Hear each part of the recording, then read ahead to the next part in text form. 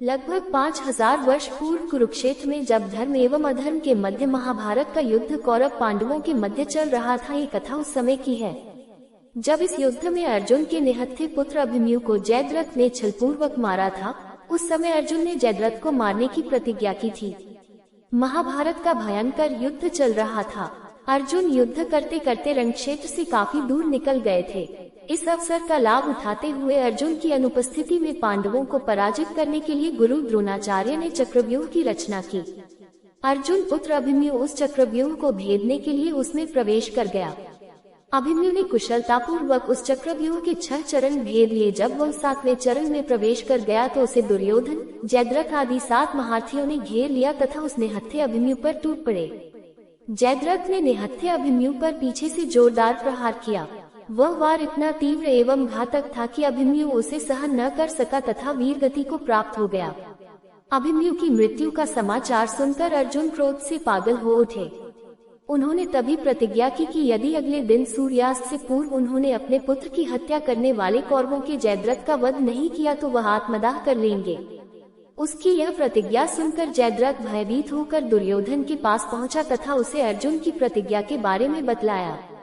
दुर्योधन जयद्रथ का भय दूर करते हुए बोला, चिंता मत करो मित्र, मैं तथा सारी कौरव सेना महान योद्धा कर्ण सहित कल महाभारत के युद्ध में तुम्हारी रक्षा करेंगे।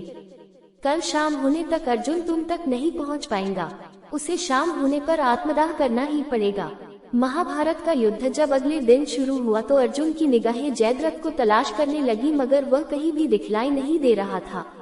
धीरे धीरे दिन बीतने लगा तथा अर्जुन की निराशा भी बढ़ने लगी कि उन्होंने कल जो प्रतिज्ञा ली थी उसे वह पूरी नहीं कर पाएंगे। अर्जुन की व्याकुलता देखकर उनके सारथी श्री कृष्ण बोले, पार्थ, समय बीत रहा है। कल तुमने जो प्रतिज्ञा ली थी उसे पूरा करने का समय नजदीक आ रहा है तथा कौरव सेना ने जयद्रथ को अपने रक्षा कवच में घेर रखा है। अब तुम शीघ्रता से कौरव सेना का संहार करते हुए अपने लक्ष्य की ओर बढ़ो। अपने सारथी भगवान श्री कृष्ण के ये शब्द सुनकर अर्जुन का उत्साह बढ़ा और वह जोश से युद्ध करने लगे, परंतु जयद्रथ तक पहुंचना मुश्किल था। संध्या होने वाली थी, तभी श्री कृष्ण ने अपनी माया फैला दी। इसके फलस्वरूप सूर्य बादलों में छिप गया तथा संध्या का भ्रम उत्पन्न हो गया। संध्या हो गई है और अर्जुन को अपनी प्रतिज्ञा अनुसार आत्मदाह करना होगा। ये सोचकर दुर्योधन एवं जयद्रथ खुशी से उछल पड़े तथा जयद्रथ कौरव सेना के आगे आकर अर्जुन द्वारा आत्मदाह करने की खुशी में अट्टहास करने लगा। जयद्रथ को देखकर श्री कृष्ण बोले, हे पार्थ, तुम्हारा शत्रु तुम्हारे सामने खड़ा है। उठाओ अपना गांडीव और वध कर दो जयद्रथ का। वह देखो अभी सूर्यास्त नहीं हुआ है। ये कहकर श्री कृष्ण ने अपनी माया समेट ली। देखते ही देखते सूर्य बादलों की ओर से बाहर आ गया। सबकी निगाहें आसमान में सूर्य की तरफ उठ गईं। सूर्य अभी भी चमक रहा था। ये देखकर दुर्योधन एवं जयद्रथ के पैरों तले जमीन खिसक गई। जयद्रथ डर कर भागने लगा।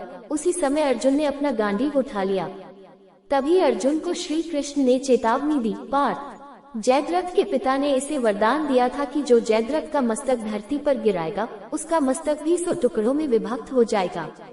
अगर इसका मस्तक धरती पर गिरा तो तुम्हारे सिर के भी 100 टुकड़े हो जाएंगे। उत्तर दिशा में यहाँ से 100 योजन की दूरी पर जयद्रथ के पिता तप कर रहे हैं। तुम जयद्रथ का मस्तक इस प्रकार काटो कि वह उसके पिता की गोद में जाकर गिरे। अर्जुन ने श्री कृष्ण की चेतावनी बड़े ध्यान से सुनी और अपने लक्ष्य की ओर ध्यान रखकर बाण छोड़ दिया। उस बाण ने जयद्रथ का सिर धड़ से अलग कर दिया और उसे लेकर सीधा जयद्रथ के पिता की गोद में जा गिराया। पुत्र का कटा शीश देखकर जयद्रथ के पिता चौंक कर उठे तो पुत्र का कटा शीश गोदी से जमीन पर गिर गया। जयद्रथ के कटे शीश के जमीन पर गिरते ही जयद्रथ के पिता के शीश के भी 100 टुकड़े हो गए। इस प्रकार अर्जुन ने जयद्रथ की मौत का बदला लेकर अपनी प्रतिज्ञा